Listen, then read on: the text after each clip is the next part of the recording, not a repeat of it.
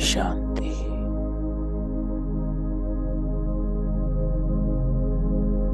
ओम शांति। ओम शांति।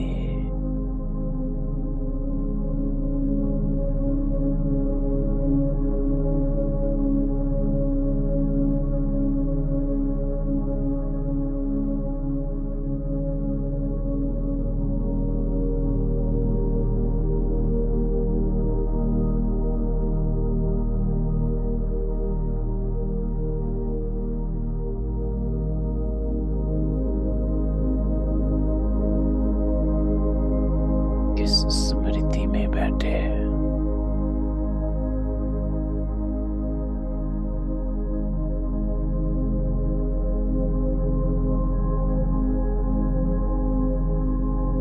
आत्म अभिमानी हो बैठे हैं।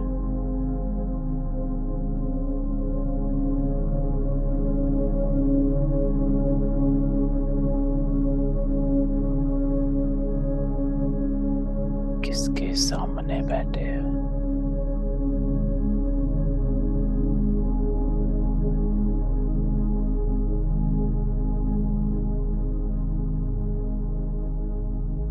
कौन बैठे हैं?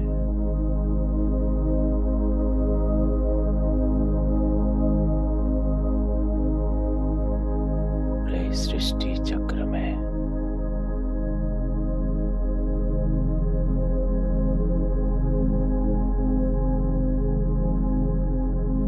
चारों युगों में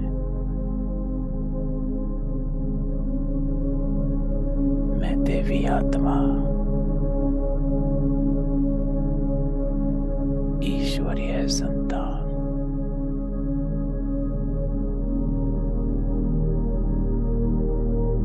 फिर से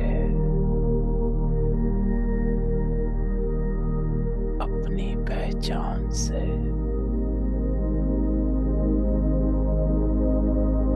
अपना स्थान ले रही।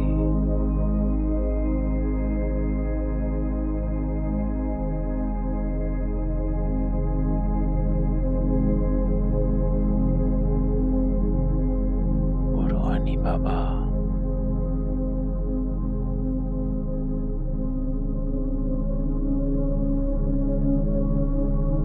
हमें सामने बिठा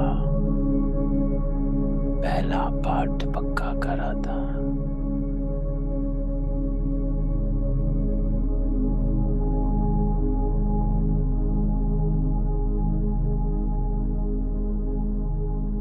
तो जैसे बाबा तुम्हें देखता है उस स्वमान में अपने आप को देख।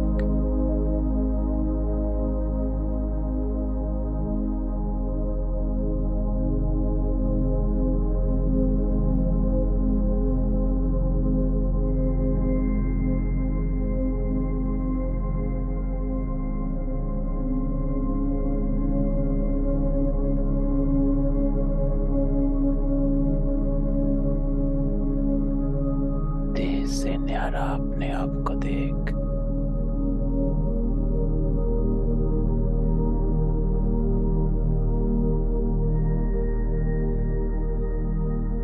बिंदु बनना है, बिंदु लगाना है और बिंदु बन चलना है।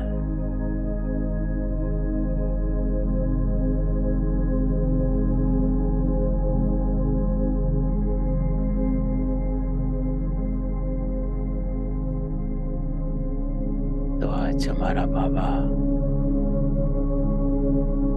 हम बच्चों को क्या समझा रहा, क्या सिखा रहा? तो चले इस दुनिया की यहीं छोड़, हर बात को यहीं छोड़, हर संकल्प यहीं छोड़, मन बुद्धि एकाग्र एक बाबा को समर्पण। सब संकल्प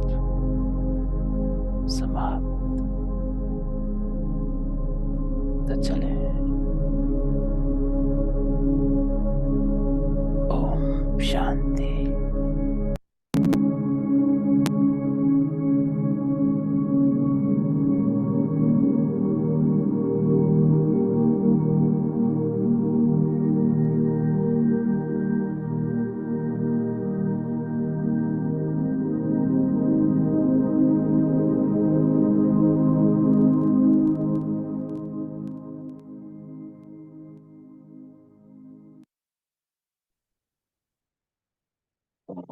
शांति।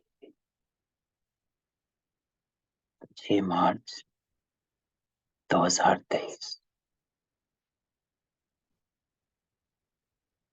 बाबा कहता है, मीठे बच्चे,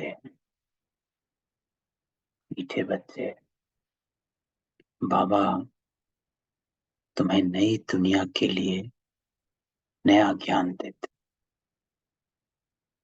जिससे सूर्यवंशी घराना स्थापन होता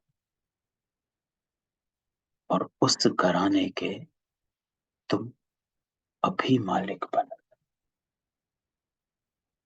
तो आज बाबा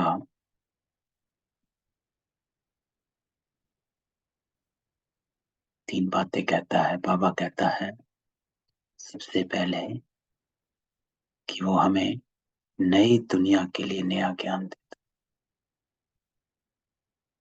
क्योंकि ये ज्ञान हमें नई दुनिया में ले जाता है। कैसे? क्योंकि बाबा कहता है ज्ञान से तुम पवित्र बन जाते हो। जब तुम पवित्र बन जाते तो तुम इस पुरानी दुनिया में रह नहीं सकते, और क्योंकि तुम पवित्र बन जाते हो तो तुम्हारे लिए बाबा पवित्र दुनिया की स्थापन करता, क्योंकि पावन आत्माओं के लिए पावन दुनिया चाहिए। तो बाबा इस ज्ञान से नई दुनिया, पावन दुनिया स्थापन करता, जिसको बाबा कहता है सूर्यवंशी घराना स्थापन होता। तो सूर्यवंशी अर्थात संपूर्ण। सूर्य जो होता है उसमें कलाएं नहीं होती, कम ज्यादा नहीं होता। सूर्य सीधा एक ही समान रहता है। चंद्रमा की कलाएं कम होती, कभी आधा चंद्रमा है, कभी तीज का चांद है, कभी संपूर्ण चांद है, कभी अमावस है। लेकिन सूर्य हमेशा संपूर्ण है। उसके आगे बादल आ जाता लेकिन संपूर्ण रहता। तो सूर्यवंशी संपूर्ण पवित्र, 16 कला संपूर्ण, सर्वगुण संपन्न, संपूर्ण पवित्र। तो सूर्यवंशी घराना बाबा कहता स्थापन होता,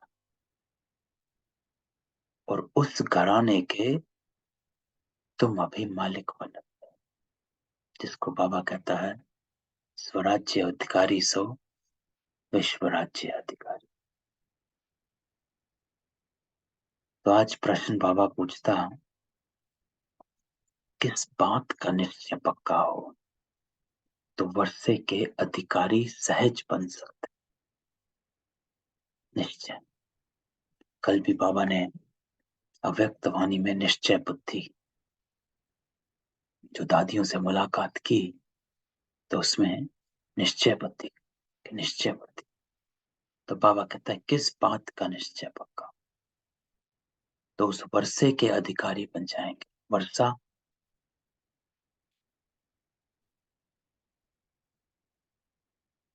तो बाबा कहता है पहले पहले ये निश्चय हो जाए कि बेहद का वही बाबा स्वर्ग बनाने आए।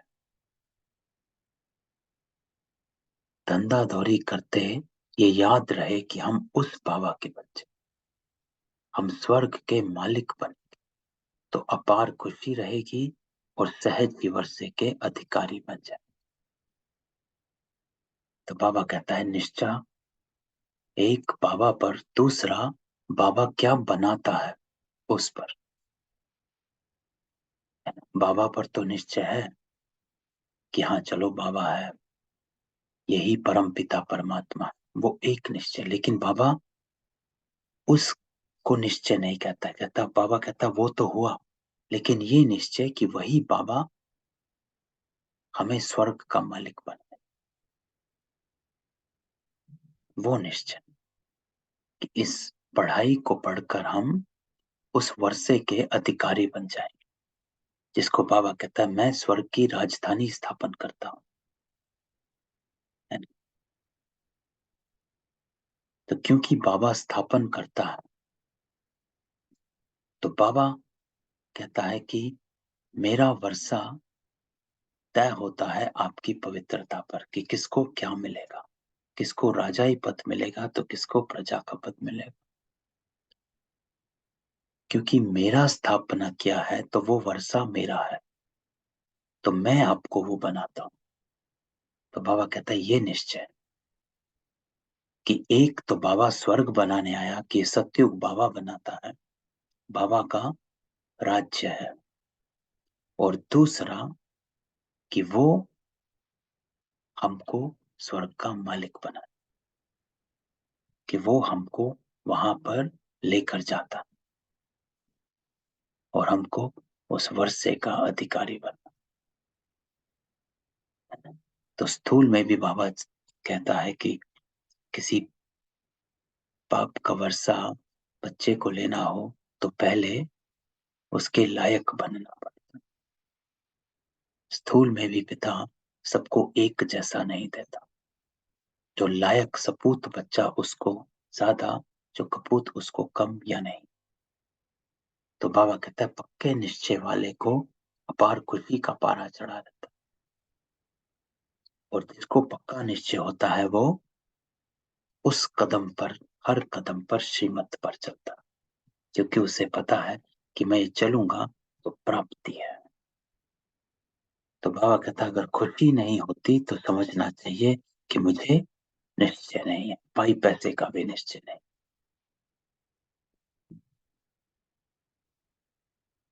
आज बाबा निश्चय पर समझानी देता है कि ये निश्चय कि वो स्वर्ग बनाता है, दूसरा निश्चय कि उसके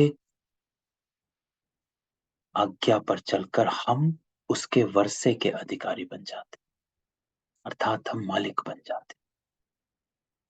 तो जिसको निश्चय होता है वो फिर उस कदम पर चलता है कि चलो मुझे प्राप्ति होगी। यह है प्राप्ति का निश्चय, कि प्राप्ति का निश्चय है कि नहीं है। तो अगर होता है तो हम उस कदम पर चलने लग जाते हैं, नहीं होता है तो हम ढीले हो जाते हैं। स्थूल में भी अगर हमें पता है कि कहीं जाने से कुछ मिलेगा या प्राप्ति होगी, तभी हम उसके लिए मेहनत करते हैं, नहीं तो नहीं जाते, है ना। तो बाबा कहता अगर खुशी नहीं होती तो समझना चाहिए कि पाई पैसे का भी निश्चय नहीं, और वहीं पर हम नंबरवार बन जाते हैं,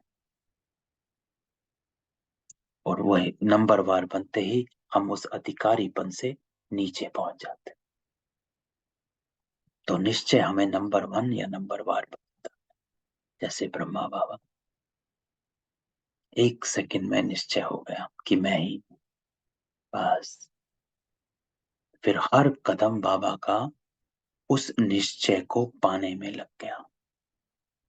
ये निश्चय हो गया कि मैं नारायण हूं, अब हर कदम नारायण बनने में लग गया, क्योंकि बाबा ने उसे कहा कि नारायण ऐसे नहीं मिलेगा, उसके लिए आपको नारायण बनना पड़ेगा, यहां बनना पड़ेगा, स्वर्ग में नहीं बन, वहां पर तो प्रारब्ध है, बनना यहां, वहां तो मिलेगा, तो यहां नारायण बनो। तो ब्रह्मा बाबा का हर कदम जो है तब से नारायण बनने में लग गया कि मैं क्या करूं कि मैं नारायण बनने की यात्रा में आगे बढ़ता चलूं। तो ऐसे ही बाबा कहता है आपको ये निश्चय है कि बाबा आपको देवी देवता बनाता है। तो अगर ये निश्चय है और अगर आपको ये बनना है है ना, लक्ष्य भी चाहिए। एक तो निश्चय है कि हाँ मैं देवी देवता हूँ, दूसरा लक्ष्य, जो बाबा ने कल भी कहा था, लक्ष्य और लक्षण में अंतर क्यों पड़ जाता। तो निश्चय तो हुआ, लेकिन लक्ष्य है कि मैं देवी देवता बनूंगा। जैसे ब्रह्मा बाबा का लक्ष्य बन गया कि मैं नारायण बनना है इसी इसमें, क्योंकि अब भी बनना, वहां पर तो प्रारब्ध है। तो देवी देवता का लक्ष्य है कितना, और लक्ष्य है तो लक्षण, तो उस पर चलना शुरू हो जाते हैं। तो सारा कुछ बाबा कहता है एक दूसरे से कनेक्टेड है। तो आज बाबा गीत बजाता है, जिस दिन से मिले तुम हमको सनम। तो सुनते हैं बाबा के साथ बाबा का आज ये गीत, और इसके अर्थ में स्थित हो जाना। कौन मिला, किसको मिला।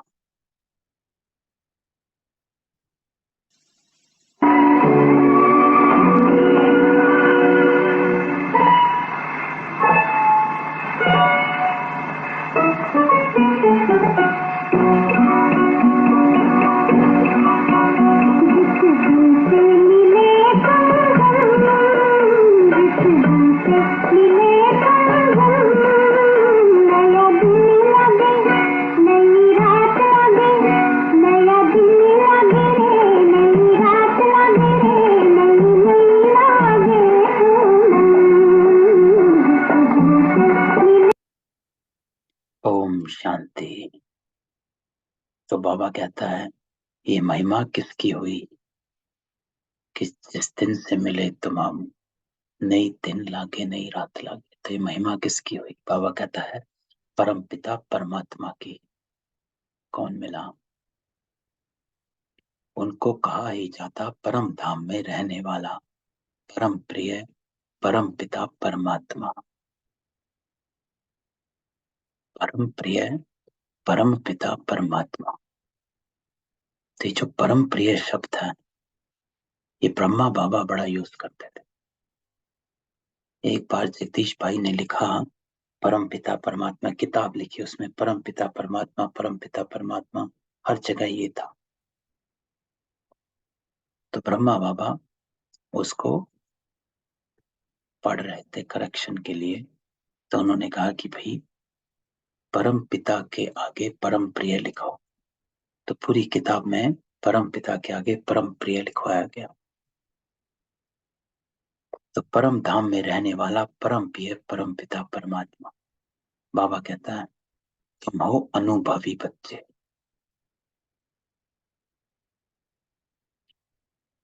जिनको परम पिता परमात्मा ने अपना बनाया। अनुभवी।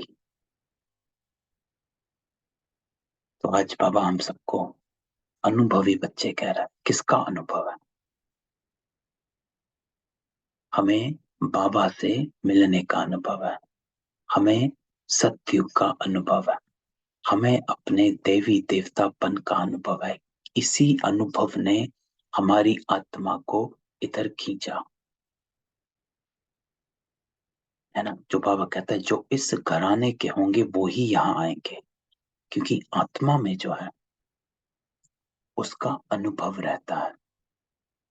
जहां से आई है जौन सी आत्मा है, उसके ट्रेसेस रहते हैं जो उनको खींचते हैं अपनी तरफ।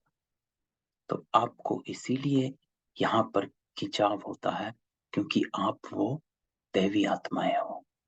तो तुम हो अनुभवी बच्चे। इस भाव से बाबा हमको कहता है अनुभवी है, कि हमें अनुभव है, जिनको परम पिता परमात्मा ने अपना बनाया, और तुम बच्चों ने फिर परम पिता परमात्मा को अपना बनाया। बाबा ने हमको पहचान लिया, क्योंकि बाबा हमको तीनों कालों में देखता है। अरे ये तो वही आत्मा है सत्युग वाली, है ना? तो बाबा ने हमको अपना बनाया। जब बाबा को हम दिखे, और हमने बाबा को अपना बनाया, क्योंकि हमें बाबा याद आ गया। तो परम अर्थात परे ते परे। तो बाबा कहता आत्मा को बुद्धि में आता है कि हम आत्मा वास्तव में परम धाम में परम पिता परमात्मा के पास रहने वाले हैं, है ना। तो ये आत्मा में अनुभव रहता है। इसीलिए हमेशा जब भी कोई आत्मा दुख परेशान होती है, तो हमने कई बार डिस्कस किया है, ऊपर आकाश की तरफ ऊपर देखती है, क्योंकि उसे पता है कि वहां शांति है। इस दुनिया के शोर में शांति नहीं है, वहां शांति है। तो आसमान में, खुले आसमान में निकल जाती है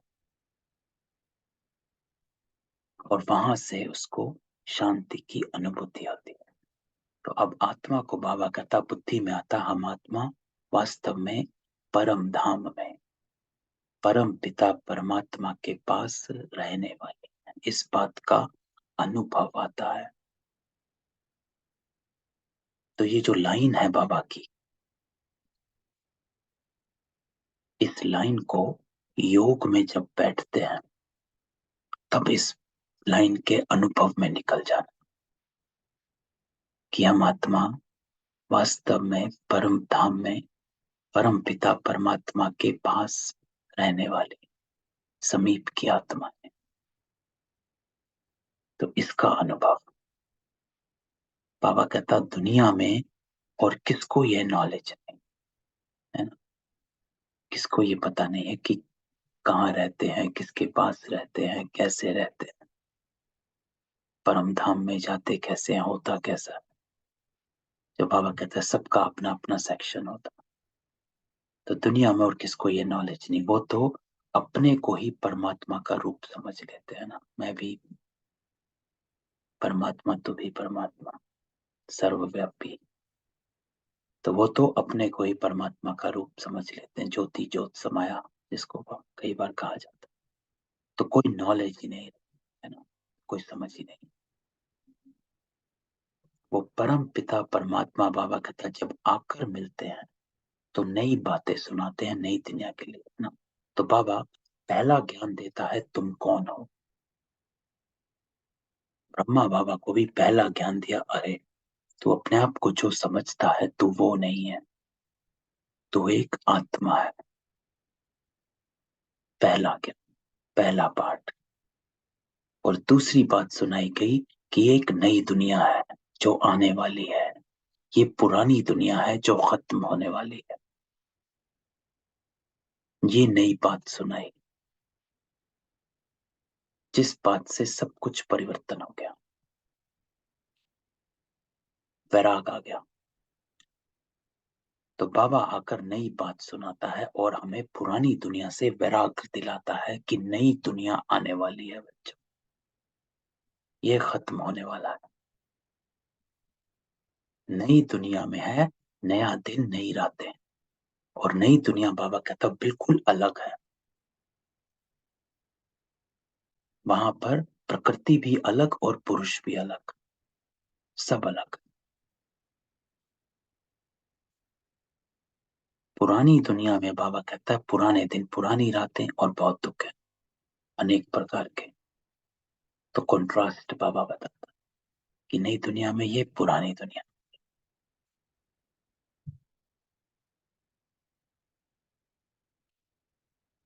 तो ऊपर से अब तक बाबा क्या कहता है कि आप अनुभवी हो, जो बाबा ने आपको अपना बनाया और आपने बाबा को अपना बनाया। और फिर आपको ये पता है कि आप परम धाम में बाबा के पास रहने वाले,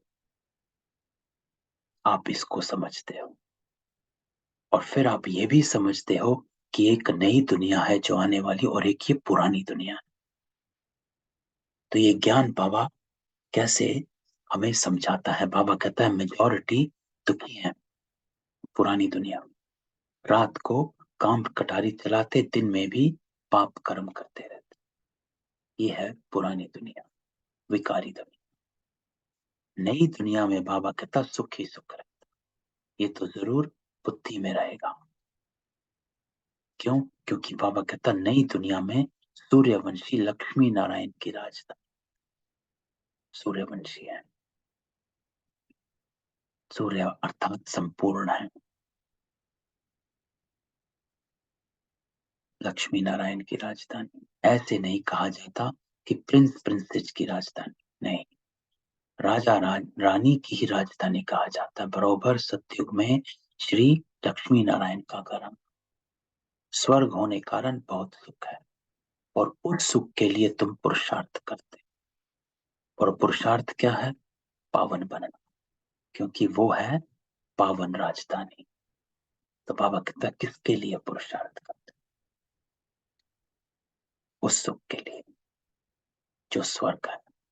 बाबा तुमको उस नई दुनिया का मालिक बनाते, उसी समय विश्व में और कोई घराना व धर्म नहीं होता। तो बाबा कहता है जब सत्युग होता तो और कुछ नहीं, जब कोई को समझाते हो तो फिर लिखाओ कि हाँ यह यथार्थ बात है ना। तो बाबा इस पर बड़ा अटेंशन खिंचवाता था। बाबा कहते थे लिखवाओ, निश्चय हो गया है तो लिखवाओ। पूछो अच्छा तुम्हारा बाप कौन है, अच्छा विकार कौन से हैं, है ना, कितने बाप हैं, इस तरह से बाबा लिखवाता था। बाबा कहता है घड़ी घड़ी रिवाइज कराने से निश्चय होगा कि ये नई पावन दुनिया में बरोबर यथा राजा रानी तथा प्रजा पावन ही होते हैं। ये लाइन इंपॉर्टेंट है कि नई पावन दुनिया में यथा राजा रानी तथा प्रजा होता है। तो क्योंकि राजा रानी लक्ष्मी नारायण वो पावन है, तो प्रजा को भी पावन ही बनना है। तो मुझे अगर उस घटने में, तो मैंने तो सुनाया था 2-3 दिन पहले, इस बात पर विचार मंथन चल रहा था कि मुझे अगर लक्ष्मी नारायण के घराने में आना है, उस परिवार में आना, उस रॉयल फैमिली में आना, तो मुझे तो उस फैमिली जैसा बनना पड़ेगा, नहीं तो कैसे आऊं? तो मेरा पुरुषार्थ कैसा होना चाहिए? तो लक्ष्य अपना क्लियर होना चाहिए, आत्मा को क्लैरिटी होनी चाहिए कि मुझे क्या बनना है। तभी पुरुषार्थ सहज भी होता है और स्पष्ट भी होता है। जब स्पष्ट होता है कि मुझे क्या पुरुषार्थ करना है, कितना करना है, तब वो सहज हो जाता है। जब ये क्लैरिटी नहीं होती है कि क्या करना है, कितना करना है, कब तक करना है, तो वो सहज नहीं, मुश्किल लगता है। तो ये क्लैरिटी होनी चाहिए, मेरा लक्ष्य क्या है, तब स्पष्टता पहले आती है, फिर सहजता आ जाएगी। तो बाबा कहता है अब तो सदा दुखी है, संगम पर भेंट की जाती है, कलयुग अंत में क्या है और सतयुग आदि में क्या होगा, आज क्या और कल क्या होगा, है ना। बाबा कहता है संगम है, यहीं पर आकर कॉन्ट्रास्ट किया जाता है कि पुरानी दुनिया और नई दुनिया, संगम, सतयुग और कलयुग में अंतर क्या है। अब बेहद की रात पूरी होती है, फिर बाबा कहता कल दिन में राज्य करेंगे, आज पतित दुनिया कल पावन होगी। तो बाबा कहता है ये अपना अपना सोचो फिर कि कल पावन दुनिया में आना है या सिर्फ परम धाम में रहना है और द्वापर में आना है, या चंद्रवंशी में आना है। तो बाबा कहता साधु संत आदि सब गाते पतित पावन सितारा। जब देखो ऐसा गाते हैं तो उनसे पूछना चाहिए अब पतित पावन किसको समझ याद करते हो? पतित कौन है, पावन करने वाला कौन है, पतित दुनिया और पावन दुनिया कैसे है?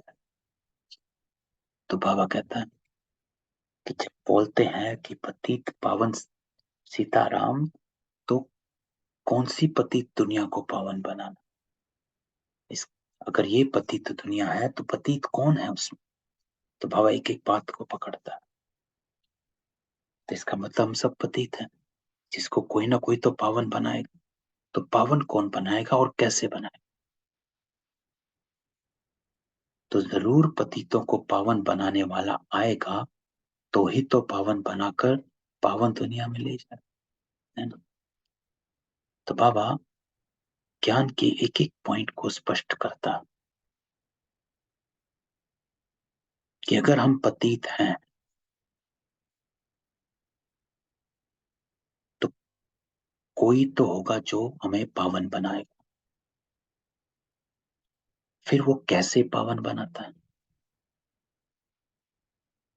और अगर हमको उसने पावन बना दिया तो हमें पतित दुनिया में तो नहीं छोड़ेगा, तो हमें वो पावन दुनिया में लेकर जाएगा। तो पावन दुनिया कौन सी है ना। तो सब कुछ कनेक्टेड है। तो बाबा कहता है कलयुग अंत को पतित दुनिया और सतयुग आदि को पावन दुनिया कहा जाता है। उसको ही सब याद करते है ना। वही है पावन दुनिया, है ही स्वर्ग। तो परम धाम को पावन दुनिया नहीं कहते। क्यों नहीं कहते? स्वर्ग को कहा जाता है क्योंकि परम धाम आत्माओं का है।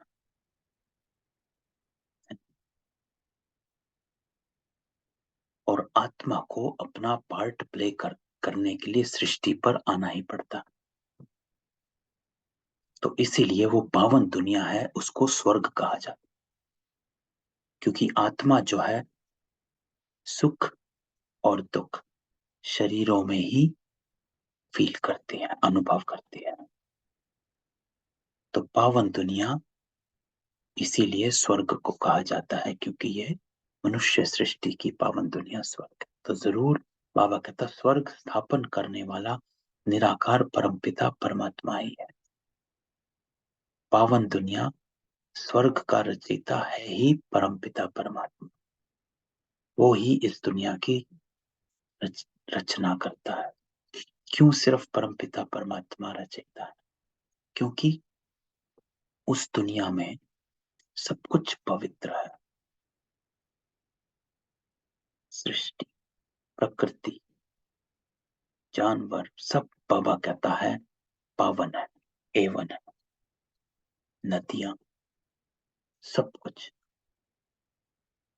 प्रकृति, पुरुष, सब पावन है। तो पावन, सब पावन है तो उसको सब पावन कौन बना सकता है?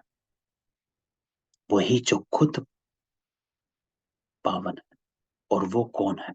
सिर्फ परमात्मा है। तो इसीलिए स्वर्ग का रचयिता है ही परमपिता परमात्मा।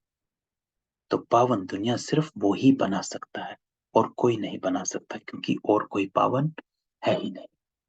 तो नरक के रचयिता रावण की महिमा नहीं होती, उसको जलाते रहते हैं। बाबा कहता मनुष्य जानते नहीं, नाम रख दिया रावण, इन जैसा मनुष्य कोई हो ना सके। मनुष्य तो पुनर्जन्म लेते हैं, नाम रूप बदलते जाते हैं। रावण का नाम रूप कभी बदलता नहीं है। तो बाबा कहता है रावण जैसा मनुष्य कोई हो ना सके। तो आज बाबा स्पष्ट करता है कि रावण जैसा मनुष्य कोई हो ना सके, क्योंकि मनुष्य पुनर्जन्म लेता है। रावण तो संपूर्ण विकार का रूप है। तो अगर रावण बाबा कहता कि द्वापर में है या त्रेता में है, तो कलयुग के अंत तक तो रावण का क्या ही बन जाएगा, है ना? तो नाम रूप बाबा कहता बदलते जाते हैं, क्योंकि 84 जन्म लेते हैं, जन्म बाय जन्म लेते हैं, पुनर्जन्म लेते हैं। रावण का नाम रूप कभी बदलता नहीं, वो शुरू से अंत तक रावण ही रहा। ये 10 शीश ही चलते आते हैं, है ना। तो 10 शीश जो रावण के हैं, वो किसका, किस चीज का, बाबा जो कहते हैं किस चीज का भाव है वो, है ना। 5 विकार। तो एक जगह कहा जाता है 5 विकार स्त्री के, 5 विकार पुरुष के। तो 10 हो गए, तो रावण हो गया। एक मुरली में बाबा ने कहा था 5 विकार और 5 इंद्रियां जो हमें विकार कराती है, ये मिलकर 10 हो गए। इसलिए रावण को 10 शीश वाला कहा जाता। 5 विकार और 5 कर्म इंद्रियां। तो दिन प्रतिदिन बाबा कहता फुट आधा लंबा ही बनाते जाते, क्योंकि रावण अब बड़ा होता जाता है, तमो प्रधान हो गया है और उनको जलाते ही आते हैं। बाबा कहता अभी तुम समझते हो पतित कौन बनाता है, इन 5 विकारों को ही रावण कहा जाता है। तो बाबा हमेशा बताता है रावण कोई नहीं, आपके अंदर के 5 विकार है, यही दुख देते हैं, पतित बनाते हैं, है ना। 5 विकार अर्थात आपके विकारी कर्म ही आपको दुख करते हैं और पतित बनाते हैं। हम पतित बने कैसे? अपने ही कर्मों से, कि हम विकारों में आकर कर्म करते गए और पतित बनते गए। तो इन विकारों को बाबा कहता छोड़ना चाहिए ना, कि पतित बने। देखो जैसे बाबा कहते हैं पतित बने हो, उसके ही रिवर्स करोगे तो पावन बनोगे। तो पतित बने पतित कर्म करते करते, और पावन बनोगे पवित्र कर्म करते करते। तो साधु संत आदि बाबा कहता बहुत करके ये विकार ही दान में लेते हैं, कहते हैं अच्छा झूठ बोलना हमको दे दो। अक्सर करके काम विकार के लिए कहते कि मास में 1-2 बार जाओ, परंतु यहाँ तो बाबा कहता 5 विकारों की बात है, 5 विकारों की, एक भी विकार नहीं चाहिए। अगली लाइन बाबा जबरदस्त कहता है, बाबा कहता है सिर्फ एक चोर को पकड़ेंगे तो फिर दूसरे चोर चोरी करने लग पड़ेंगे। तो सिर्फ एक विकार खत्म नहीं करना, सन्यासी एक विकार को खत्म करने नहीं। बाबा कहता है 5, यहाँ तो 5 विकारों की बात है। तो यह कोई को भी समझाना बहुत सहज। पतित आत्मा महान आत्मा कहा जाता है, पतित परमात्मा महान परमात्मा नहीं कहेंगे, है ना। तो बाबा इसमें कहता है कि परम आत्मा जो है वो सदा परमात्मा ही है, ना उसको महान परमात्मा ना पतित परमात्मा। पतित आत्मा और महान आत्मा कहा जाता है। तो यहाँ अंतर है आत्मा और परमात्मा में, है ना। पतित आत्मा, पाप आत्मा, महान आत्मा।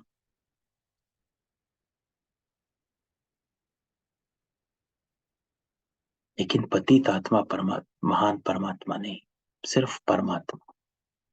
तो बाबा कहता है पावन कौन बनाए? तो जो परम आत्मा हमेशा ही परम है, सदा ही परम है, तो जरूर भगवान के लिए इशारा करेंगे तो वो ही बनाएगा, क्योंकि वो सदा ही पावन है। तो ऊपर नजर जाएगी, है ना, ऊपर। जो बाबा ने मुरली के शुरू में कहा कि हम आत्माएं परम धाम में परम पिता परमात्मा के साथ रहने वाली समीप की आत्मा, ये आत्माओं को ज्ञान। तो बाबा कहता है भला वो कब आएंगे, उनका नाम क्या है? भारत में शिव जयंती प्रसिद्ध है। तो बाबा कहता है उनका नाम ही शिव है, और कोई नाम नहीं देते, है ना। तो शिव का अर्थ कितने हैं? शिव अर्थात कल्याणकारी, है ना। तो उनका नाम ही शिव है और कोई नाम नहीं देते। बुद्धि में लिंग आकार ही आएगा, सोमनाथ कहेंगे तो भी बुद्धि में लिंग जाएगा, है ना। तो बाबा नाम रूप पे आता है, उसका नाम जो परमात्मा का परिचय है, नाम रूप देश काल कर्तव्य है, कि जो कर्तव्य है पावन बनाने का ये कौन करेगा? भगवान करेगा। उसका नाम क्या है? शिव है।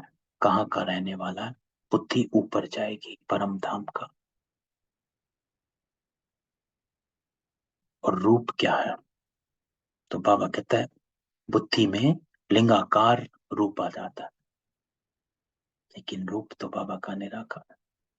बाबा कहता है सोमनाथ कहेंगे तो भी बुद्धि में सोमनाथ का जो लिंग शिव का बना हुआ वही सामने आए, लेकिन अब तुम्हारी आत्मा जानती है, बाबा कहता कि अब तुम्हें यथार्थ स्पष्ट है कि परमात्मा भी हमारे जैसा ही था। तो स्पष्ट था, यथार्थ था। तो बाबा ने हमें इस पूरे पैरा में ऊपर से नीचे इतनी सारी बातें क्यों सुनाता है रोज साकार मुरली में? क्योंकि बाबा कहता है कि जो स्पष्टता है वो दैवी गुण है, जो यथार्थता है वो दैवी गुण है। तुम अगर ईश्वर की संतान बने हो तो तुम्हें सब कुछ एक्यूरेट पता होना चाहिए, यथार्थ पता होना चाहिए। इसलिए बाबा हमको डिटेल में समझाता है ना। कहीं कि रोज बाबा क्यों हमें साकार में सत्युग की कहानियां सुनाता है, यहाँ की सुनाता है, रावण का बताता है, इसका बताता है, आज जैसे बाबा ने बताया। क्यों बताता है? क्योंकि यथार्थता, ये ये गुण होना चाहिए।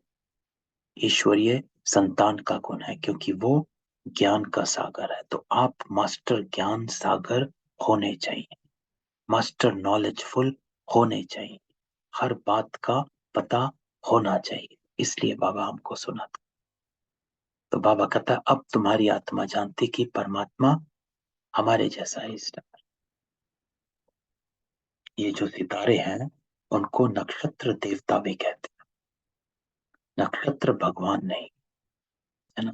तुम नक्षत्र सितारे हो, नक्षत्र कहते हैं सितारों को, है ना। तो तुमको बाबा कहता भगवान नहीं कहेंगे, तो परमात्मा है बिंदु, परंतु पूजा कैसे करेंगे, है ना। तो बाबा कहता है तो बिंदु, लेकिन बिंदु मिसल की पूजा कैसे करेंगे, उसको टीका कैसे लगाएंगे, माला कैसे पहनाएंगे, आरती कैसे करेंगे, है ना। देखेंगे कैसे, इसीलिए भक्तों ने रूप बना दिया। तो भक्ति मार्ग वालों ने रिंग रूप बना दिया। इतनी बड़ी चीज है नहीं, लेकिन भाव और भावना ने बड़ा रूप दे दिया। विधि विधान ने बड़ा रूप दे दिया।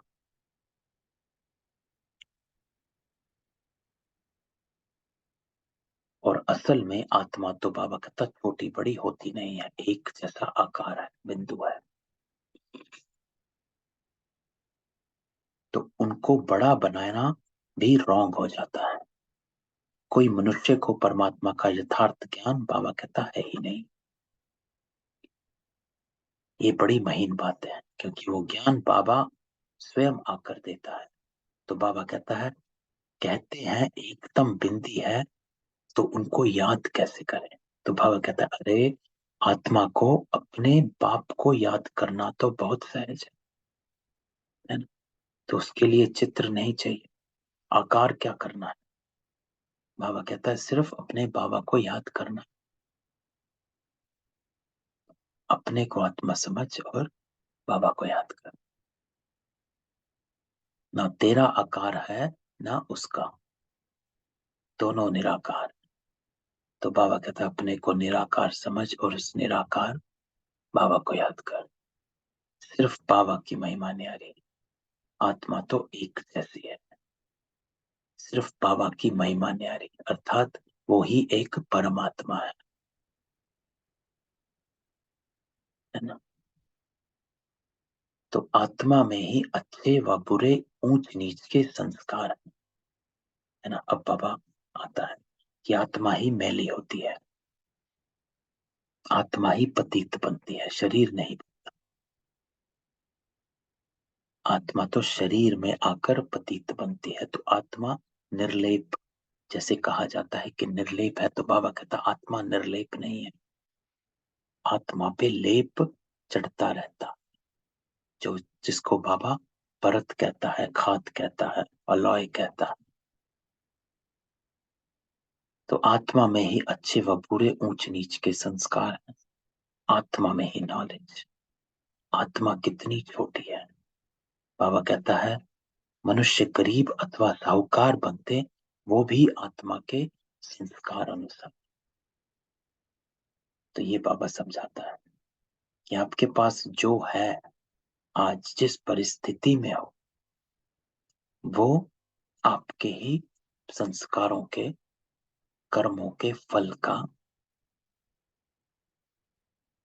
उन्हीं कर्मों के फल का वो है, देन है।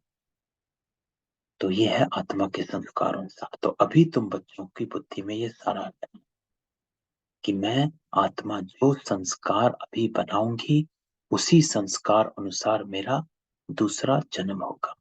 तो इसलिए बाबा कहता है अपने संस्कारों को दैवी बनाओ, ताकि आप दैवी देवता घराने में आ सको, उस राज्य में आ सको, उस दुनिया में आ सको। तो मनुष्य परमात्मा को नहीं जानते, इस कारण आत्मा का भी ज्ञान। बाबा कहता है उल्टा वो ईश्वर को सर्वव्यापी समझ लिया, है ना। तो सब सर्वव्यापी समझ लिया, तो उसके जैसा बनने का कोई लक्ष्य ही नहीं रहा। मैं भी आत्मा, तू भी आत्मा, मैं भी परमात्मा, तू भी परमात्मा, तो कुछ चेंज ही नहीं करना है। तो बाबा कहता है आत्मा ही ये सारा धारण करती, आत्मा ही एक शरीर छोड़ दूसरा लेती है संस्कारों अनुसार।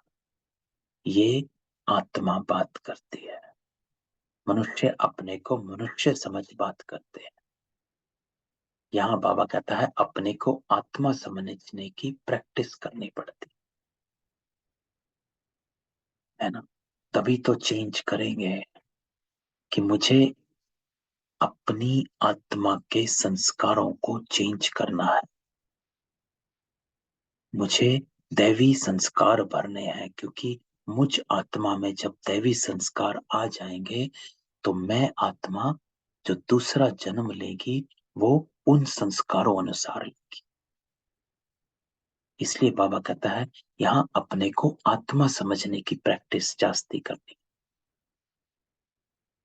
मनुष्य अपने को मनुष्य समझ बातें करते रहता है, अरे मुझे आज ठीक करना है, ये ठीक करना है, मेरा भविष्य, बस यही इसी शरीर में गुम हो जाते हैं। ये चाहिए, वो चाहिए, इस शरीर के लिए ये चाहिए, इस शरीर के लिए ये चाहिए, और इसी शरीर के कारण विकारों में विक्रम करते जाते हैं। तो बाबा कहता है यही करते करते आपको आज ये शरीर मिला, तो अब क्या करना। तो यहाँ बाबा कहता अपने को आत्मा समझने की प्रैक्टिस करनी। हम आत्माओं को परमपिता परमात्मा पढ़ाते हैं। मनुष्य तो कह देते आत्मा निर्लेप है, इसलिए वो आत्मा को चेंज करने का सोचते ही नहीं कि क्या संस्कार क्या करेंगे, क्या करेंगे ठीक कर कर, है ना। वो कहते हैं 2 दिन की जिंदगी है, मौजे मौज करो, है ना, ये सुनने में आता है। हमारे भी लौकिक में यही बातें होती हैं, अरे 4 दिन की जिंदगी मजे करो, कहाँ घूमो गए। क्यों? क्योंकि वो समझते हैं आत्मा निर्लेप है, कि कोई फर्क मैं जो कर रहा हूं उसका मेरा कोई कनेक्शन नहीं है। कहते खाओ पियो मौज करो, क्योंकि समझ नहीं है। बाबा कहता है यही समझ, यही ज्ञान चाहिए कि आत्मा ये कर्म करते करते अपने संस्कार बनाती रही, और उन संस्कारों अनुसार उसका जन्म बाय जन्म ये हो गया। तो बाबा कहता अगर निर्लेप है तो फिर संस्कार किसमें भरते हैं, बहुत मुझे हो कंफ्यूज है। तो नई दुनिया के लिए नया ज्ञान बाबा को ही देना है। तो बाबा कहता है अब मैं आपको ये नया ज्ञान देता हूं, लेकिन ये नया ज्ञान आपको नई दुनिया के लिए है। क्यों?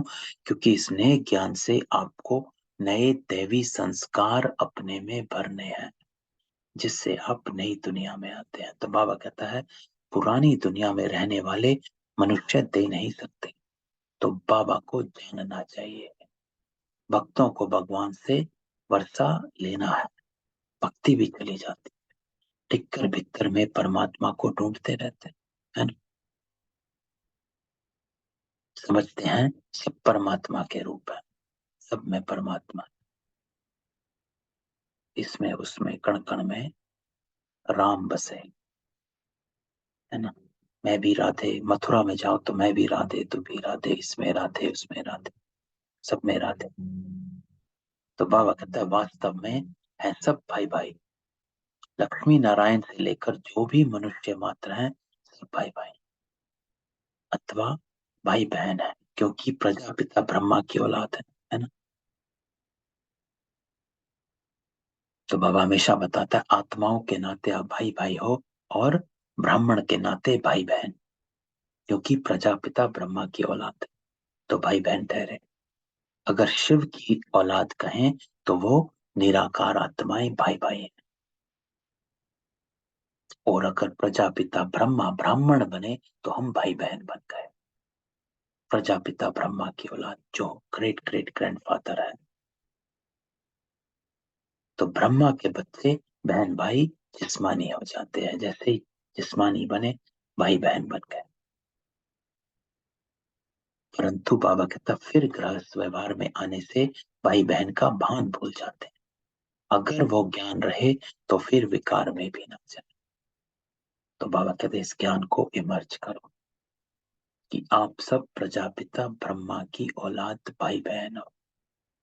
तो अभी फिर बाबा समझाते हैं तुम विकारों में ना जाओ। अब तक जो करते आए बाबा कहता अपना कर, तुम एक बाबा के बच्चे भाई बहन हो। अभी ब्रह्मा सामने बैठे हैं, तुम उनके बच्चे पी के हो, है ना। ये युक्ति है बाबा कहता ग्रस्त व्यवहार में रहते पवित्र बनने की। सबको दृष्टि कौन सी है, तो बाबा हमारी दृष्टि चेंज करता है। तभी बाबा कहता है जैसी दृष्टि वैसी सृष्टि बन जाती है। अर्थात हम जैसे एक दूसरे को देखते हैं वैसी हमारी सृष्टि बन जाती है, अर्थात हमारा वायुमंडल।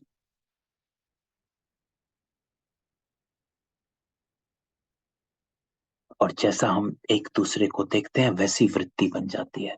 अगर हम एक दूसरे को भाई बहन देखें तो हमारी वृत्ति भी भाई बहन जैसी हो जाएगी। इसलिए कहते हैं जैसी दृष्टि वैसी सृष्टि वैसी वृत्ति।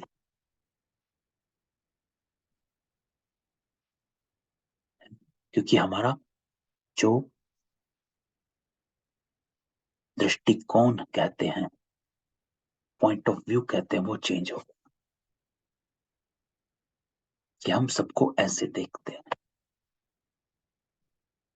तो जब हम सबको ऐसे देखते हैं तो हमारा वृत्ति चेंज हो जाती है। एक बाबा की 80s की मुरली है, इसमें बाबा ने एक इंटरेस्टिंग एग्जाम्पल दिया था इसका। बाबा ने एग्जाम्पल दिया था कि एक स्त्री है, वो एक देवी रूप में खड़ी है ना। देवी रूप के कपड़े पहनकर खड़ी है, या देवी रूप का श्रृंगार करके खड़ी है। और वो सेम स्त्री जो है मॉडल बन के खड़ी है।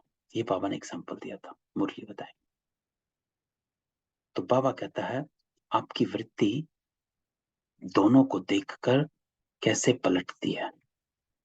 तो बाबा समझा रहे थे कि जैसी दृष्टि वैसी वृत्ति हो जाती है।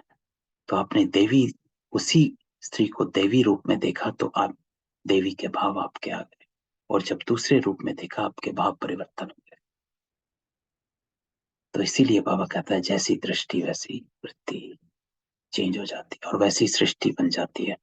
सृष्टि अर्थात आपका कर्म करने का वायुमंडल, आपके भाव भावनाएं चेंज हो गई। तो जनक का भी मिसाल है ना। पहले सिर्फ एक एक बात का निश्चय हो जाए कि बाप आया हुआ है स्वर्ग पर, बस ये तीर लग जाए तो झट बाबा का बन जाए। तो बाबा कहते ही निश्चय चाहिए कि कौन आया है और क्या बनाने आया है। बाबा कहते हैं तुम हमारा बन जाओ तो हम तुमको स्वर्ग का मालिक बनाएंगे, ये निश्चय होना चाहिए। बाबा का बन जाना अर्थात आज्ञाकारी, फरमान बरदार, श्रीमत पर चलना। निश्चय है कि ये वही बेहद का बाबा है। हम वर्षा जरूर लेंगे। मन मना भव मत्याजी बाबा, है ना? ये मन मना भव बाबा को याद कर, मत्याजी भाव वर्षा, है ना? मध्याजी भाव अर्थात विष्णु, वर्षा। मन मना भव भाव, जिसको बाबा कहता है बाप और वर्षे को याद करो। तो मन मना भव और मध्याजी भाव, कितनी सहज बात। धंधा दौरी करते बुद्धि में ये स्मृति रहे कि हम बाबा के बच्चे हैं, है ना? एक ये स्मृति रहे कि हम ईश्वरीय संतान हैं, बाबा के बच्चे हैं। तो अगर हम ईश्वर की संतान है, अगर वो मेरा पिता है, तो मुझ में भी वही क्वालिटीज होनी चाहिए जो मेरे पिता में है ना? इसको कहा जाता है कि ये स्मृति में रहे हम बाबा के बच्चे, अर्थात मेरे में मेरे पिता की क्वालिटीज हैं, उसकी स्मृति आए। और फिर बाबा कहता है मध्याजी भाव, अर्थात हम स्वर्ग के मालिक बनेंगे, तो यह खुशी रहेगी। तो मध्याजी भाव विष्णु, क्योंकि ब्रह्मा विष्णु और शंकर, मध्य में विष्णु है, तो इसलिए स्वर्ग के मालिक बनेंगे, तो यह खुशी रहेगी। अर्थात मध्याजी भाव, तो दोनों स्मृति साथ रहे कि हम बाबा के बच्चे हैं, अर्थात बाबा की क्वालिटीज सब मेरे में है। एक पिता की क्वालिटीज अपने बच्चे में होती ही है, इमर्ज करने है बस। यही 84 जन्मों का चक्र है। 84 जन्म बाबा कहता है सिर्फ सूर्यवंशी देवी देवताओं का ही है, इम्पोर्टेंट है। इसलिए बाबा कहता है सूर्यवंशी बनना है। चंद्रवंशी 84 जन्म नहीं लेता, है ना? चंद्रवंशी 76 जन्म लेता है, 76, क्योंकि 8 जन्म सत्युग के खत्म हो चुके हैं। तो 84 जन्म सिर्फ सूर्यवंशी देवी देवताओं का ही है। तो तुम जानते हो हम स्वदर्शन चक्रधारी हैं, तो ये स्वदर्शन भी सिर्फ विष्णु के हाथ में है। राम के हाथ में तीर कमान। तो जो स्वदर्शन चक्रधारी नहीं बनता है वो सूर्यवंशी नहीं आता है, अर्थात जो अपने को देवी देवता, सुदर्शन चक्रधारी बनना अर्थात अपने को देवी देवता समान बना, उस स्मृति में रहना, उसको कहा जाता है स्वदर्शन चक्रधारी बनना, अर्थात वो गुण इमर्ज रहे, दैवी गुण इमर्ज करना। चंद्रवंशी स्वदर्शन नहीं है। तो सिर्फ बाबा कहता है चक्र कहने से जन्म सिद्ध नहीं होते, इसलिए कहना है कि हम 84 जन्मों को जानने वाले स्वदर्शन चक्रधारी।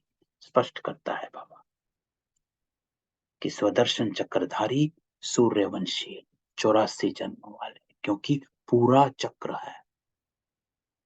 चक्र पूरा होता है, त्रेता में चक्र पौना हो गया, 1/4 चक्र खत्म हो चुका है। जो चंद्रवंशी में आने वाले को चक्र नहीं है ना? तो हम 84 जन्मों वाले हैं। तो बाबा भी याद आएगा, 5 युग भी याद आएंगे। तो ये है जो हम मुरली से पहले योग में कहते हैं कि पूरे सृष्टि चक्र में चारों युगों में अपने आप को देखो, 3 युगों में नहीं, चारों में देखो। सत्युग में देखो मैं देवी आत्मा, अब फिर मैं आता हूं स्वर्ग में, तो मैं स्वर्ग की ही आत्मा हूं। ये निश्चय है, ये नशा, ये लक्ष्य है हमारा। अरे हम तो सत्युग में आने वाले हैं, ये तो पक्का है। हमारे 84 जन्म पूरे हुए हैं, बुद्धि में ये चक्र फिरता रहे और शरीर निर्वाह अर्थ काम भी करता रहे, है ना। हथ काटे दिल याटे, कि बस अपने रिस्पॉन्सिबिलिटीज निभाते रहो और बुद्धि ऊपर लटकाते रहो, यहां पर फंसो मत। जिसको बाबा कहता है कर्म के बंधन में मत बंधो, कर्म करते रहो, सब सही होगा, करते चलो, बस आगे बढ़ते चलो, उलझाओ मत अपने आप को, क्योंकि उलझाते हैं तो विकर्म हो जाएगा। तो बाबा कहता है बुद्धि में चक्र फिरता रहे और शरीर निर्वाह अर्थ कर्म चलता रहे। बाबा ने कहा स्वदर्शन चक्र का ज्ञान मेरे भक्तों को देना, उनको समझने से झट ये निश्चय होगा बरोबर हम 84 जन्म लेते। तो बाबा कहता था मंदिरों में जाकर भक्तों को समझाओ, 84 जन्म ना लेने वाला होगा तो उनको धारणा ही नहीं होगी। 84 जन्मों का अर्थ ही है पहले पहले हम सूर्यवंशी में हैं। तो बाबा सूर्यवंशी बनाता है, चंद्रवंशी को बाबा समझता ही नहीं है, त्रेता को तो बाबा पूछता ही नहीं है। आज तक कोई भी मुरली में बाबा ने कहा अच्छा राम सीता बनोगे, लक्ष्मी नारायण। तो बाबा कहता है थोड़ा भी कोई सुनकर आएगा तो स्वर्ग में जरूर, परंतु 84 जन्म लेंगे नहीं लेंगे, देरी से भी आ सकते, है ना।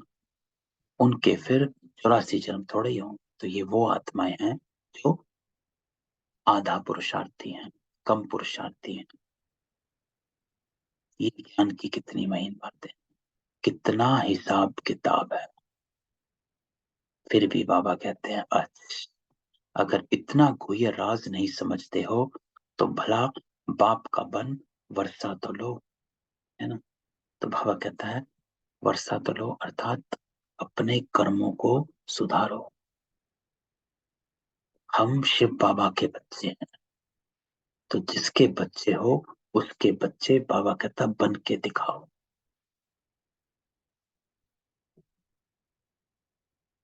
जो बाबा की क्वालिटीज सो मेरी है, वो स्वर्ग का रचयिता है, ये नशा रहना चाहिए कि हम शिव बाबा के बच्चे हैं। तो वो बन के दिखाना, और वो तभी होगा जब ये नशा रहेगा कि मुझ में मेरे पिता के गुण हैं, ये स्मृति आती है। इसको कहते हैं बाबा ये समझना मैं शिव बाबा का बच्चा हूं, कि जो शिव बाबा के क्वालिटीज हैं वो मुझ में है, वो गुण है जो मुझ में है। एक बाप के गुण मुझ में है ही, बस उसको इमर्ज करना। परंतु माया ठहरने नहीं देती। यहाँ माया क्या है, देभान। यहाँ माया को अलग कवर कर कर शक्तिशाली बना देते हैं। माया कहता है, बाबा कहता है माया अर्थात देभान, हमारा देभान ठहरने नहीं देता। हम तुरंत अपने ही देहों में आ जाते, अरे मैं तो ये हूं।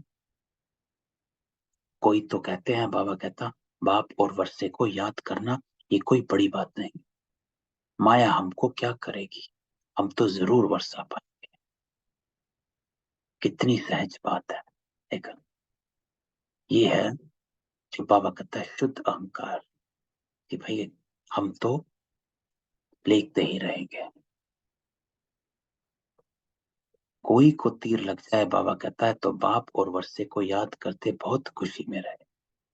जब तक खुशी नहीं आती तो बाबा कहेंगे पाई पैसे के निश्चय वाले हैं, है ना। तो बाबा कहता है अगर खुशी नहीं है, उमंग उत्साह नहीं है, इसका अर्थ निश्चय वो तीर लगा नहीं है, नहीं तो कूदे नाचे, है ना। पक्के निश्चय वाले को खुशी का पारा बहुत चढ़ा रहता कि मैं तो देवी हूं, देवात्मा हूं। क्योंकि जब मैं अपने आप को आत्मिक स्वरूप में स्थित रखते हैं, उसी उसमें रहते हैं कि मैं देवात्मा हूं, वही स्मृति स्वरूप रहती है। तो कहीं हिल नहीं सकता। तो बाबा कहता है कोई राजा के पास संतान नहीं होती तो कहते हैं किले के अंदर जो पहले पहले आएगा उनको गोद में लेंगे। फिर क्यों लग जाती है, मैच में भी क्यों लगती, दूध की बोतलों पर भी क्यों लगती, पहला नंबर जाने के लिए सवेरे उठकर जाए खड़े रहते। तो आज बाबा कह रहा है देखो कितने लक्ष्य हैं पहला आने के लिए, पुरुषार्थ।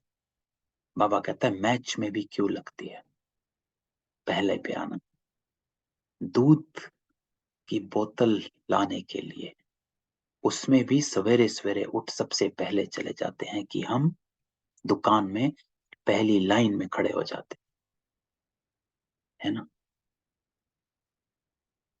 क्यों लग जाता। तो लक्ष्य है कि मुझे पहले लेना है, तो बाबा कहता है पहला नंबर जाने के लिए सवेरे उठकर जाए खड़े हो जाते है ना। पहले ट्रेन की टिकट्स होती थी, सुबह जाकर खड़े हो जाते थे, हम भी जाते। तो बाबा कैसे बताता है कि पहला नंबर आने के लिए कैसे खड़े हो जाते, नहीं तो समझते हैं फिर ठहरना पड़ेगा। तो बाबा कहता है ये निश्चय आपको पहला नंबर आने के लिए क्यों नहीं है, इतना लक्ष्य भारी तो लक्षण भारी क्यों नहीं है। तो यहां भी बाबा कहता है बाबा के गले का हार बनने के लिए क्यों है, सारा मदार पुरुषार्थ पर है। बाबा को याद करना ये बुद्धि की दौड़ है, बाकी काम आदि करते रहो। आत्मा की दिल यार दे हथ काटे, तो बाबा इसको याद करता है। आशिक माशूक एक जगह बैठ थोड़े ही जाते हैं ना, काम करना है, रिस्पॉन्सिबिलिटी संभालनी, सब कुछ करना है। बाबा कहता है कर्म सन्यासी थोड़ा ना, कर्म योगी हो। इसलिए बाबा अंतिम जो अवस्था कहता है उसको कर्मातीत अवस्था कहता है। बाबा अंतिम अवस्था को योगी अवस्था नहीं कहता कि वो आत्मा जो योग में बैठकर शरीर छोड़ दे वो पहले नंबर में आएगी, नहीं।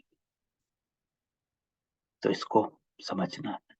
बाबा अंतिम अवस्था को कहता है कर्मातीत अवस्था बन जाए, कि कर्म कर रहे हैं लेकिन कर्म के फल से अतीत है ये आत्मा, वो नंबर 1 बन जाती है। तो एक जगह बैठ थोड़े ही जाना, काम काज सब कुछ करते, बुद्धि उनकी तरफ रहती है, बस तुम्हारा ध्यान कहाँ, काम करते हुए लोभ में काम कर रहे हो या फिर बस शरीर निर्वाह अर्थ काम कर रहे हैं, बुद्धि बाबा के पास चल रही। तो यहां भी बाबा कहता है बुद्धि एक के साथ चाहिए जो हमको स्वर्ग का मालिक बनाता। तो जो टाइम मिलता है उसमें पुरुषार्थ करो, गृहस्थ व्यवहार में भी रहना, यह कोई कर्म संन्यास नहीं। तो गृहस्थ व्यवहार में रहना, गृहस्थ में रहना नहीं कहता, बाबा कहता है गृहस्थ व्यवहार में भी रहना, अंतर है। गृहस्थ में रहना घर में रह रहे हैं लेकिन सन्यासी बनकर, उसको कहा जाता है गृहस्थ में रहना। गृहस्थ व्यवहार में भी रहना अर्थात घर में रहते सब रिस्पॉन्सिबिलिटी सबके साथ लेकिन डिटैच होकर, कर्म संन्यास नहीं कर रहे, क्या खाना बनाना है और योग करने बैठ गए, नहीं। बाबा कहता है हथ कार्डे दिल यारते, कर्मातीत अवस्था बनानी है, कर्म को छोड़ना नहीं। शरीर निर्वाह तो करना ही है ना, छोड़ना थोड़ा ना। तो बाबा अब ब्रह्मा तन में आकर कहते मैं तुम्हारा बाप हूं, हम तुमको स्वर्ग का मालिक बनाता हूं, तुम हमको अपना नहीं बनाएंगे। बाबा क्वेश्चन पूछता है कि तुम हमको अपना नहीं बनाएंगे, बाबा को अपना नहीं बनाएंगे। तो बाबा कहता है मेरे बने हो तो अब मेरे साथ योग लगाओ। तो बाबा का बनना अर्थात बाबा के साथ योग लगाना,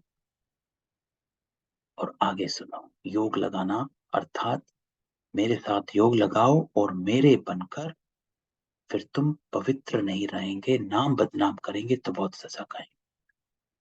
तो योग लगा बाबा का बनना अर्थात पवित्र बन, सतगुरु का निंदक ठोर ना पाए, स्वर्ग के द्वार जा नहीं सकेंगे। अच्छा, तो बाप दादा माता पिता जैसे स्वर्ग के सदा सुख का वर्षा लेते हो, स्वदर्शन चक्रधारी बन राज्य भाग्य लेते हो, ऐसे बाप दादा का सिखिलते बच्चों को याद प्यार और गुड मॉर्निंग। रूहानी बाप की रूहानी बच्चों को नमस्ते। हम रूहानी बच्चों की रूहानी बाप दादा को याद प्यार नमस्ते और गुड मॉर्निंग। धारणा, बाबा कहता है बाबा के गले का हार बनने के लिए बुद्धि की दौड़ लगानी, हथ काटे दिल यादते, बाबा की तरफ याद की यात्रा में रेस करनी है ना, याद की यात्रा में रेस। दूसरा, शरीर निर्वाह अर्थ कर्म करते स्वदर्शन चक्र फिराना। आज बाबा ने स्वदर्शन चक्र का अर्थ बताया, 84 जन्मों वाले पूरे चक्र चलने वाले, अपने को पहले नंबर के देवी देवता समझने वाले, वो हैं स्वदर्शन चक्रधारी। तो अपने को पहले नंबर का देवी देवता समझना ही स्वदर्शन चक्र फिराना है। कभी भी सतगुरु का निंदक नहीं बनना, नाम बदनाम करने वाला कर्म नहीं करना। वरदान, बाबा कहता है अपने बचे हुए तन मन धन को ईश्वरीय कार्य में लगाकर जमा करने में सदा सहयोगी भव। तो आज बाबा वरदान देता है, सदा सहयोगी बन जाओ। सदा के सहयोगी कौन है? जो अपने तन मन धन को ईश्वरीय कार्य में लगा देते हैं, अर्थात जो कर्म इस तन के द्वारा हो रहा है वो ईश्वरार्थ परमार्थ हो रहा है। मन में जो संकल्प चल रहा है वो परमार्थ ईश्वरार्थ चल रहा है। धन, जो भी मेरा धन बाबा का ईश्वरार्थ चल रहा है, इसको कहा जाता है तन मन धन बाबा के कार्य में लगाना। तो बाबा कहता है यादगार में जो गोवर्धन पर्वत को उठाने में हर एक की उंगली दिखाई, ये आपके सहयोग की निशानी है ना। तो सबने उंगली लगाई है। तो चित्र में बाबा का साथ भी दिखाते हैं तो सेवा भी। तो अभी आप बच्चे, बाबा कहता है बाप दादा के सहयोगी बने हो, तब यादगार बना। भक्ति में तो तन मन धन जो कुछ लगाया उसमें 99% गवा दिया, बाकी जो 1% बचा है उसे अब सच्चे दिल से ईश्वरीय कार्य में लगाओ, तो फिर से पदम गुना जमा हो जाएगा। तो बाबा कहता है 99% गुम हो चुका है, 1% रह गया है, उसको लगाओ तो पदम गुना जमा हो जाए। एक बीज तो बोना पड़ेगा। देखो धरती में गेहूं का एक भी बीज नहीं लगाएंगे तो गेहूं नहीं होगी, लेकिन अगर एक बीज लगाएंगे तो कितनी गेहूं हो जाती है। लेकिन एक बीज तो बोना ही पड़ता है। तो बाबा कहता है 1% जो बचा है उसे सच्चे दिल से ईश्वरीय कार्य में लगाओ। तन को लगाओ, अर्थात इस तन से जो कर्म करते हो ईश्वर अर्थ। मन को लगाओ, हर संकल्प बाबा से मन मना भव रहो, हथ काटे दिल यादते। और धन को ईश्वरीय अर्थ, जितना लगा सकते लगाओ। स्लोगन, जो निर्माण बनते उन्हें स्वतः सर्व का मान प्राप्त होता है। तो हम्बल रहना, निर्माण रहना, है ना। तो ये थी आज की बाबा की मुरली। सबको अनम्यूट करते हैं, किसी का कोई क्वेश्चन हो?